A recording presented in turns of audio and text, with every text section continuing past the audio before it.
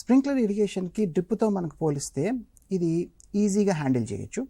ప్రధానంగా మనకి తేలికపాటి భూములు, మన తెలంగాణ రాష్ట్రంలో కూడా తేలికపాటి భూములు ఉంటాయి, అంటే శాండీ సాయిల్స్ అంటారు. శాండీ సాయిల్స్లో ఏమవుతుంది అంటే ఈ మన స్ప్రింక్లర్ ఇరిగేషన్ అనేది చాలా బాగా ఉపయోగపడుతుంది. ఫర్ ఎగ్జాంపుల్ సంగారెడ్డి, మహబూబ్ నగర్, నారాయణపేట ఇటువంటి జిల్లాల్లో కూడా ప్రధానంగా మనకి వేరుశనగ, లేకపోతే అపరాలు, గ్రీన్ గ్రామ్, మనకి మినుములు, పెసర్లు, గ్రౌండ్ నట్, పల్లికాయ, ఇటువంటివన్నిటికీ కూడా స్ప్రింక్లర్ ఇరిగేషన్ అనేది చాలా బాగా ఉపయోగపడుతుంది.